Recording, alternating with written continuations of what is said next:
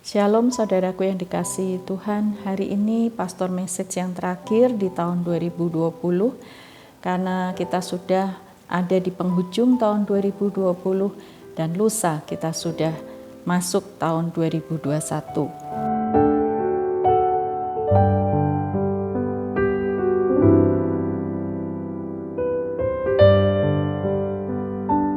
Tahun 2020 bukan tahun yang mudah buat kita semua. Banyak dari kita yang mengalami pergumulan, mengalami banyak tantangan. Bahkan mungkin sebagian dari kita mengalami kedukaan karena ditinggalkan oleh orang-orang yang kita kasihi. Tapi berkat kasih karunia-Nya dan kebaikannya, kita tetap bisa ada di hadapannya. Mengucap syukur atas segala kebaikannya dan sehingga kita bisa melewati tahun 2020.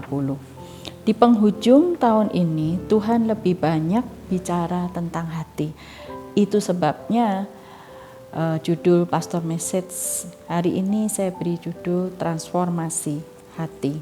Kita lihat di Yehezkiel 36 ayat 26 dikatakan, "Kamu akan kuberikan hati yang baru dan roh yang baru di dalam batinmu, dan aku akan menjauhkan dari tubuhmu hati yang keras, dan kuberikan kepadamu hati yang taat."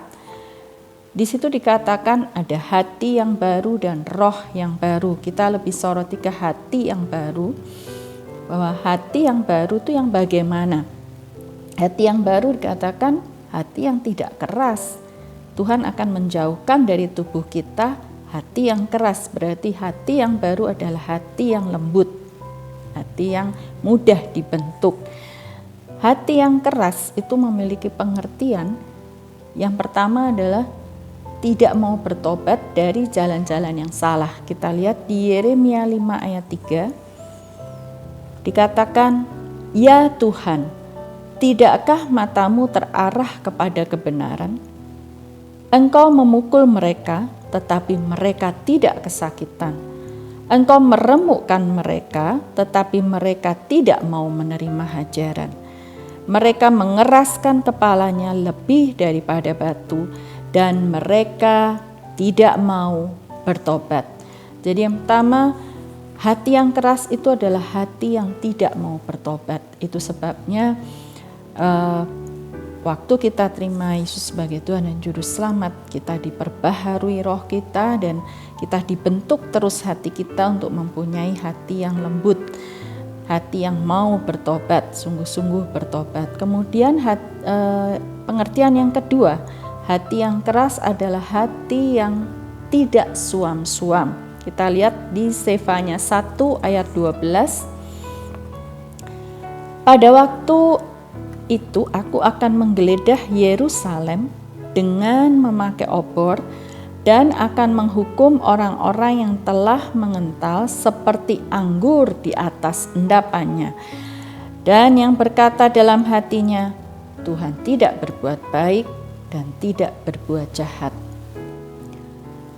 Hati yang suam-suam itu diidentikan dengan anggur yang mengental di atas endapannya.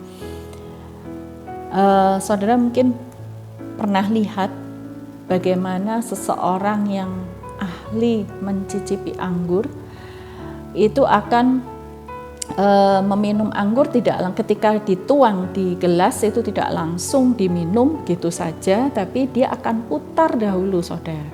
Kenapa mesti diputar? Supaya endapan yang ada di bawah gelas itu bisa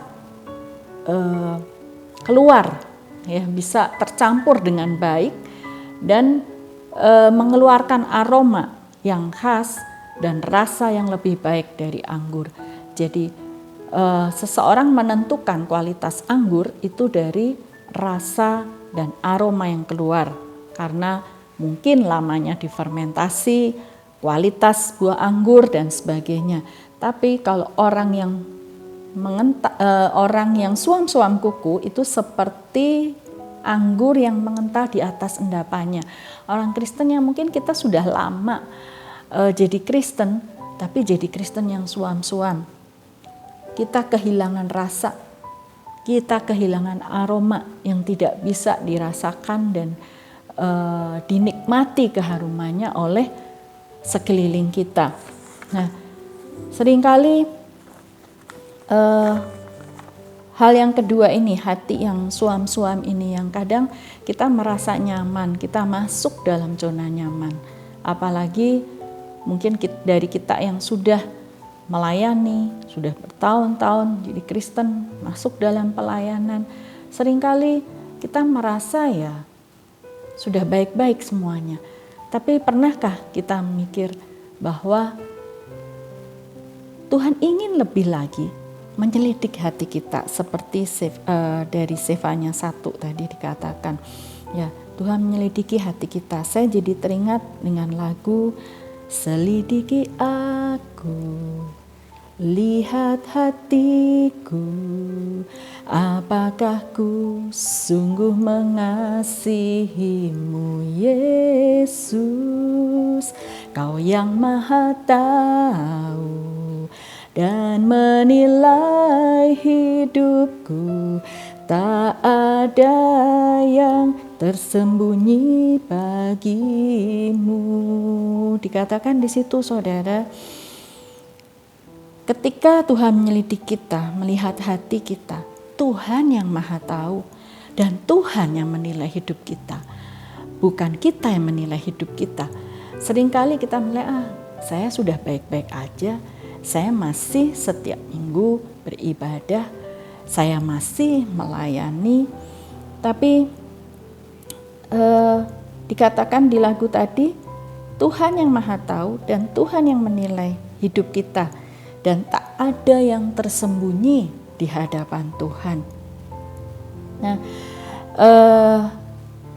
saudara, mungkin saya kasih satu kesaksian di penghujung akhir tahun, tepatnya awal November, ketika saya melakukan perjamuan kudus dan saya melihat firman yang ada di hosti. Di situ saya dapat di Mazmur 32 ayat 8. Mazmur 32 ayat 8 dikatakan, Aku hendak mengajar dan menunjukkan kepadamu jalan yang harus kau tempuh.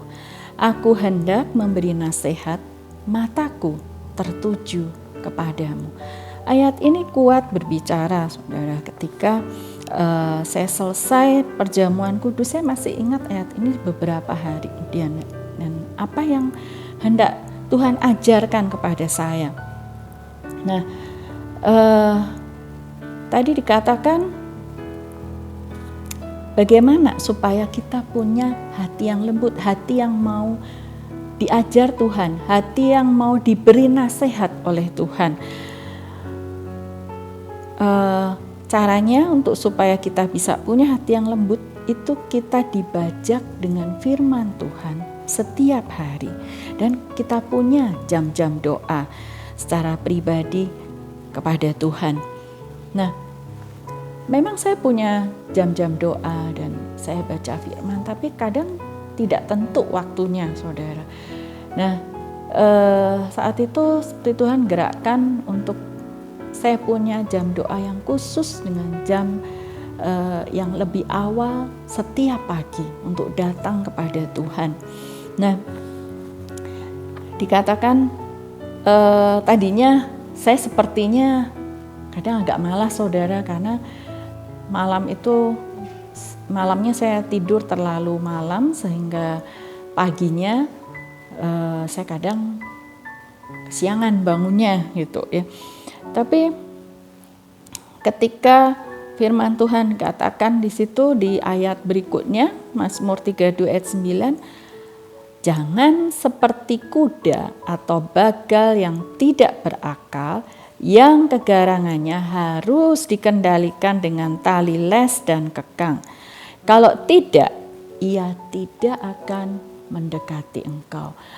Di situ sebenarnya saya benar-benar ditegur sama Tuhan untuk mendekat kepada Tuhan. Jangan seperti kuda liar atau bagal yang harus pakai tali kekang.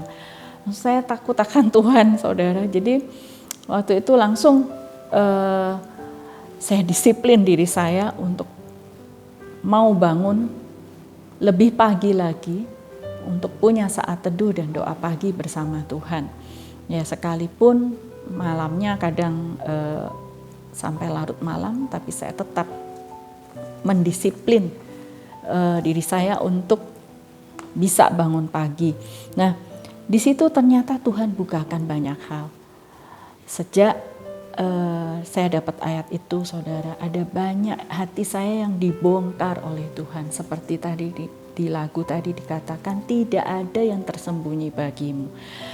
Sampai saya dikasih satu impresi sama Tuhan ketika saya lagi beberes gudang di rumah saya. Gudang itu adalah salah satu bagian rumah yang jarang sekali dibereskan.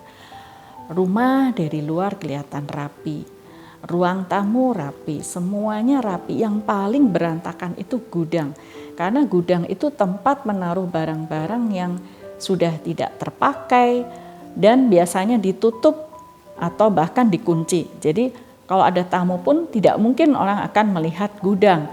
Jadi gudang itu adalah tempat bisa dikatakan tempat yang tersembunyi, ya, menyembunyikan barang-barang bekas, barang-barang yang tidak terpakai. Nah, di situ Tuhan bicara, aku ingin menyelidik hatimu supaya hatimu bersih. Jangan seperti gudang yang tidak terawat di dalam rumah. Karena waktu saya membersihkan gudang itu, saudara, saya menemukan di ujung itu ada tikus yang sudah mati lama kayaknya, saudara. Jadi sampai nggak bau sih, tapi tikus itu sampai kering, saudara. Nah, di situ saya sempat kaget juga, kok ada gudang ini tertutup bisa ada tikus gitu ya. Nah, di situ langsung Tuhan beri hikmat seperti ini. Ketika kita tidak pernah menyelidik hati kita, ada bagian-bagian yang tersembunyi, ada bagian-bagian yang kita sembunyikan, ada sisi-sisi gelap, mungkin masa lalu kita dan sebagainya, yang kita belum pernah bereskan. Kita hanya tutup begitu saja, yang seperti orang menempatkan suatu barang di gudang, tapi kita tidak pernah membereskannya. Maka Tuhan tidak berkenan atasnya. Tuhan mau mempersiapkan mempelainya, itu seluruh bagian kehidupan kita sempurna, tak bercacat, tak bercela. Itu sebabnya banyak sekali Tuhan tegur, Tuhan perbaharui hati saya. Hati yang baru itu adalah hati yang lembut, hati yang mudah dibentuk dan peka akan suara Tuhan. Jadi saya merasakan hati saya hari-hari ini sedang diselidik oleh Tuhan, sedang dibongkar sama Tuhan dan diperbaharui untuk memasuki tahun 2021 dengan hati yang baru. Kemudian hati yang baru, tadi yang pertama adalah hati yang lembut, yang kedua adalah hati yang taat. Ketika kita menghidupi firman yang kita baca setiap hari, karena tadi dari pembacaan firman Tuhan setiap hari dan doa, maka kita dilatih untuk punya hati yang taat ketika kita lakukan dalam kehidupan kita sehari-hari. Yeskiel 36 ayat 27 dikatakan, Rohku akan kuberikan diam di dalam batinmu, dan aku akan membuat kamu hidup menurut segala ketetapanku dan tetap berpegang pada peraturan-peraturanku dan melakukannya. Jadi Tuhan yang akan tolong kita, saudara, ketika kita punya hati yang baru, kita diberi firman, kita punya hati yang lembut, dan kita akan ditolong oleh Roh Tuhan yang diam di dalam diri kita untuk kita mau taat melakukan firman dan segala ketetapan Tuhan. Mari saudara, di tahun yang baru menyambut tahun 2021, kita miliki hati yang baru, hati yang lembut dan taat, sehingga memasuki tahun 2021 kita memperoleh penyertaan yang sempurna atas hidup kita. Amin. Tuhan Yesus memberkati.